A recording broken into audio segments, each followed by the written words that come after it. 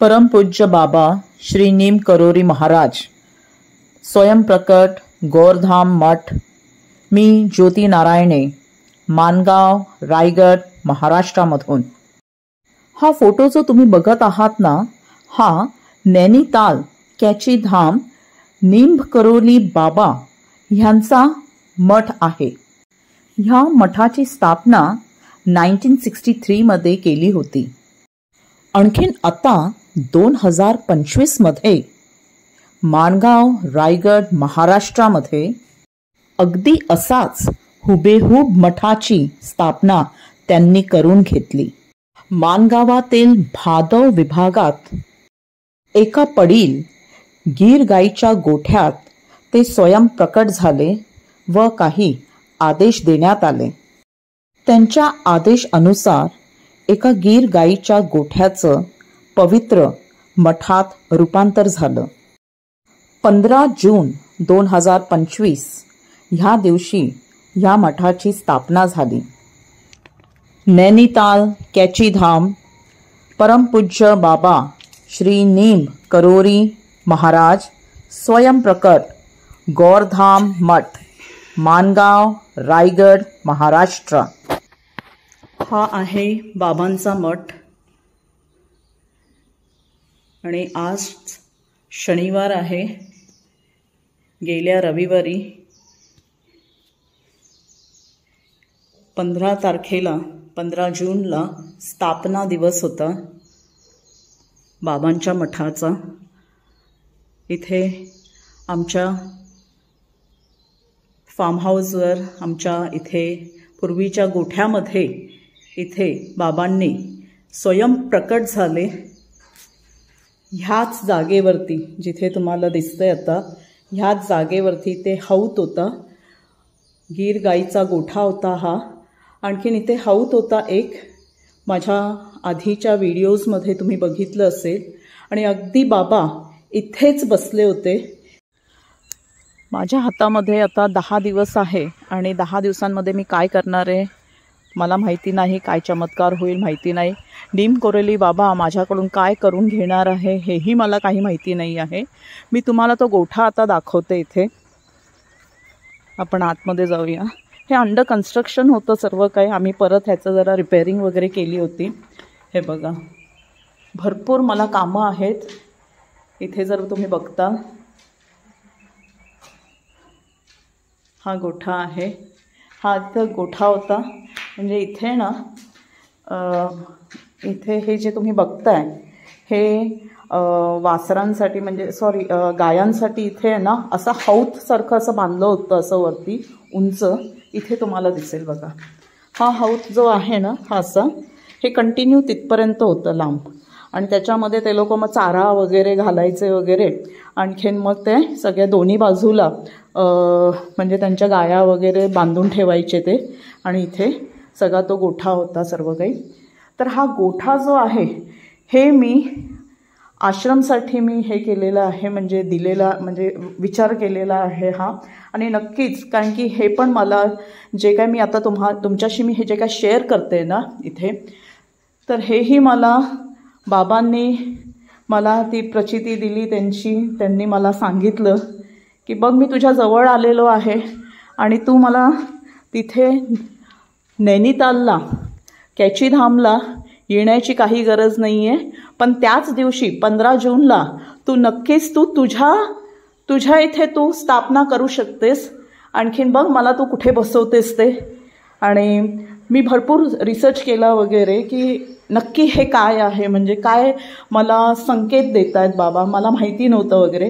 पण मी त्यांचे फार जुने, म्हणजे काही जुनी लोकं जी होती, जी त्यांच्याबरोबर होती त्यावेळी, तर तेव्हा मी काही रिसर्च केला। तर तेव्हा एका व्हिडिओमध्ये त्यांचे जे फार जुने जे एक भक्त होते, त्यांनी आम्हाला म्हणजे त्या व्हिडिओमध्ये एक माहिती दिली की जेव्हा नीम करोली बाबा हे त्यांच्या गावी, त्यांना जेव्हा स्थापना करायची होती मंदिराची वगैरे, तर ते जागा शोधत होते। आणि तेव्हा ते कॅचीधामला तिथे गेले आणि त्याच भक्ताकडे ते गेले वगैरे। आणि जेव्हा ते त्यांच्या इथे काय म्हणतात, त्यांच्या शेत होतं, तर त्या शेतामध्ये छोटंसं गोठा होता.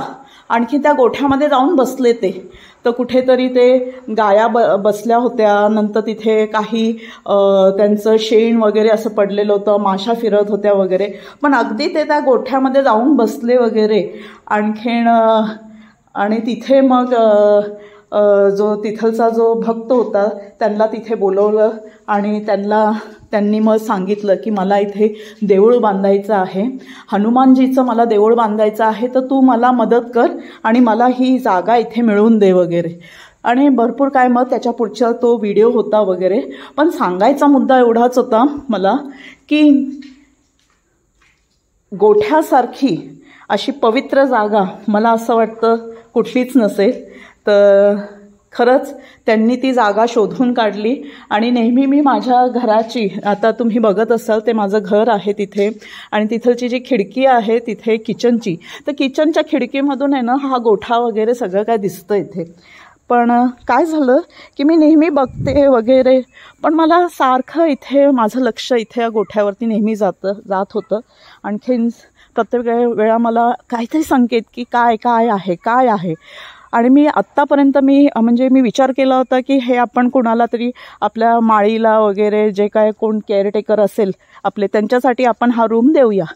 पण अजून काय आम्ही दिलेला नाही आहे कुणाला, फक्त बांधकाम केलेलं आहे वगैरे. पण आता मला समजतं आहे की ही जी जागा आहे ना, ही नक्कीच नीम करोली बाबांनी ही स्वतःसाठी आधीच बुक करून ठेवलेली आहे. आणि आता 15 जून येतं आहे, तर त्यामुळे त्यांनी मला एक संकेत दिला काल मला. फ्रेंड्स, मी ज्योती नारायणे परत तुमच्याबरोबर जुडलेले आहे. आज आहे 8 तारीख. हा माझा किचन आहे. ॲक्च्युली हे जे काय मी तुम्हाला दाखवते आत्ता, हा माझा किचन आहे. किचनमध्ये ह्या 2 खिडक्या आहेत. ही पुढची बाजू आहे. इकडनं जर बघितलं तर मी माझ्या शेतातली मी पुढची बाजू तुम्हाला दाखवते. आणि इकडनं बघितलं ना की ही ह्या मठाची साईड, म्हणजे जिथे आपला मठ आहे, म्हणजे गोठा आहे, तुम्हाला जर दिसत असेल बघा, हे दिसतंय असं. हां, हे अच्छा, मी लांबून आत्ता असं दाखवते. तर मी इथे जेवण बनवत असताना नेहमी मला तो गोठा दिसत असतो तिथे. आणि गोठ्यामध्ये सारखं मला खेचल्या जात होतं तिथे की काहीतरी आहे. मी माझ्या आधीच्या व्हिडिओमध्ये जे तुम्हाला सांगितलं की मला प्रचिती झाली आणि बाबा येऊन त्यांनी मला सांगितलं की बस तो गोठा जो आहे तिथे मला बसायचं आहे. आणि त्यांनी त्यांची जागा फार आधीच त्यांनी ती ठरवली होती. तर हा गोठा असा मी माझ्या जेवण करत असताना, मी जेव्हा फार्म हाऊसवरती मी सुट्ट्यांच्या वेळी जेव्हा मध्ये मी यायचे वगैरे, तेव्हा मी नेहमी या गोठ्याकडे माझं नेहमी लक्ष. आणि आता तुम्ही बघत असाल की आता तिथे माझे मिस्टर तिथे उभे आहेत लुंगी घालून. काय करणार आता. तर तिथे ते आपलं म्हणजे चालू आहेत कामं तिथे काही. आणखीन हातामध्ये आता आमच्या 5च दिवस राहिलेली आहेत. बघू आता अजून काय काय होतं आहे वगैरे. पण नक्कीच 15 तारखेला आपल्याला नीम करोली बाबांचा मठ स्थापना इथे करायची आहे. आणखीन त्यासाठी जेवढी काही आवश्यकता आहे आता, किंवा मग जी काय आम्ही त्या दिवसासाठी आपल्याला काय काय करता येईल ते आम्ही करतोय. गोठ्याला सगळं फ्लोरिंगचं काम चालू आहे.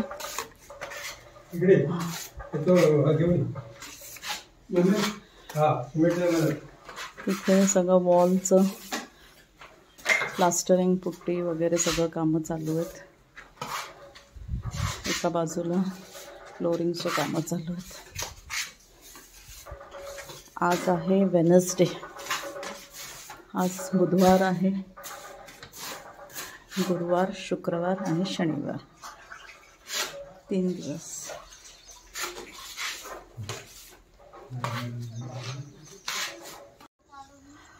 आज शनिवार आहे आणि आत्ता मी जस्ट आले, सकाळी मुंबईवरून आले. मी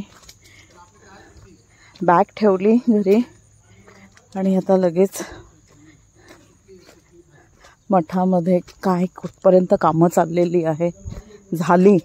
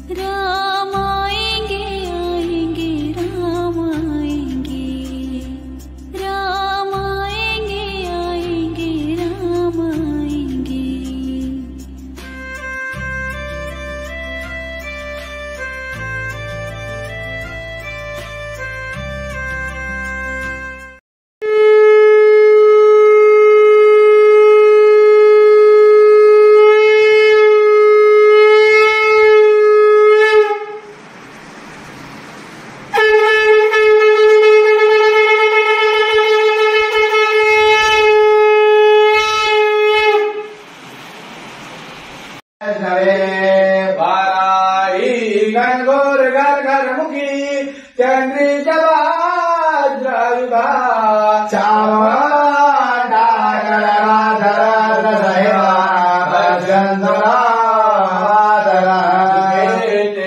दामोरा नयन युगल काजल कला